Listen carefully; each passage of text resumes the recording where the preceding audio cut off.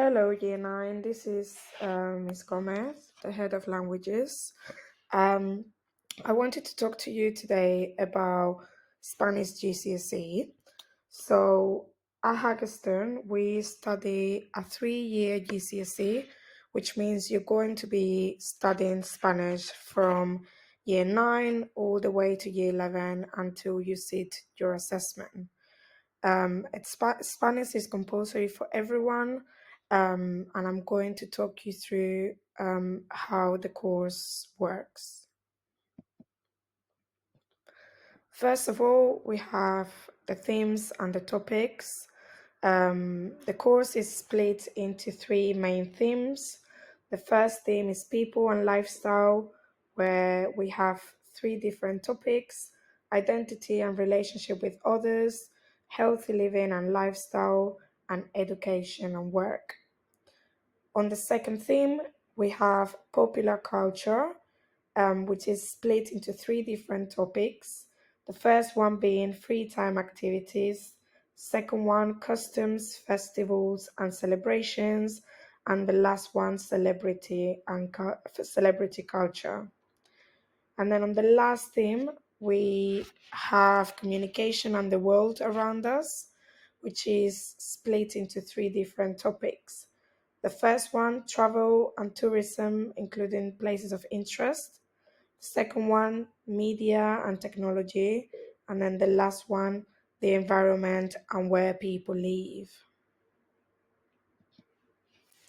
In terms of the content of the course, we split most of the lessons into grammar, vocabulary, and culture. And these are some of the examples of what you're going to be covering in each of them. So if we have a look at grammar, we'll be working on adjectival agreement, articles and pronouns, verbs in different tenses, comparatives, adverbs, connectives, adjectives, and so on. If we check in the middle column, we have the vocabulary where for each of the topics that we work on, you're going to be getting a knowledge organizer. Um, and then each knowledge organizer will have the key and basic vocabulary that you need for each of the topics. In addition to this, we will be also working with opinion phrases, so how to give your own opinion and someone else's opinion. And then we will have different lists of vocabulary through Quizlet, where we will have some of the most high frequency words in Spanish. And then finally, we will be linking all of this to culture, and we will include things like Christmas in Spanish speaking countries, the Day of the Dead in Mexico. We'll be talking about different celebrities, schools in Spain, how do they compare to schools in England. We will study and analyze different festivals in Spanish speaking countries, and then we will also have a look at places of interest. And then finally, this is what your assessments are going to look like for Spanish. So once you achieve your GCSE, you will be getting an overall grade for Spanish. However, you will be sitting 4 different papers. The first one will be listening, that is worth 25% of your overall grade. The listening paper is split into 2 sections. Section A, listening comprehension, where you will need to answer questions in English.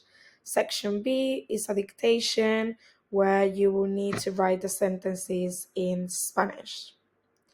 Secondly, we got the reading assessment that is worth 25% of your overall grade.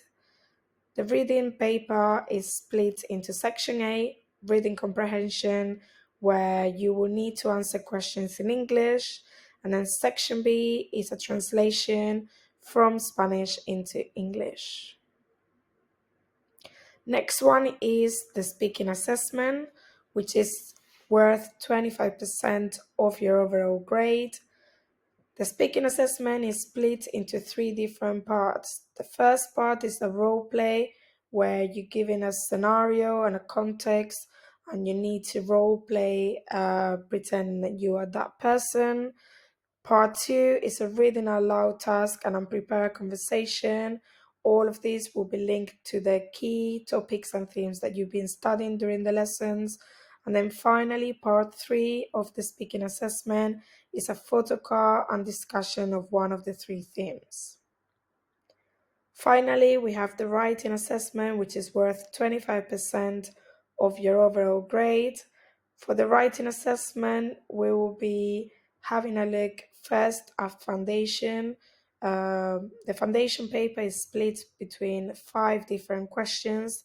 The first one is the photo card description. Second one is a writing of 50 words where you need to reply to 4 different bullet points. Question number 3, it's a 5 multiple choice grammar tasks.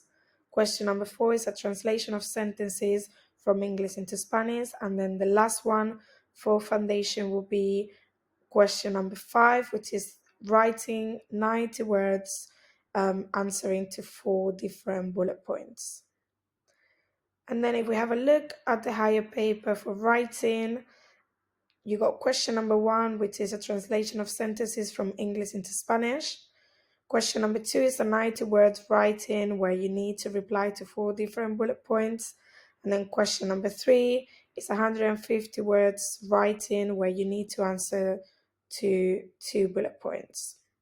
For all of these skills and all throughout the course, you will be either completing foundation or higher. The maximum grade that can be achieved at foundation is a grade 5. The maximum grade that can be achieved at higher is a grade 9.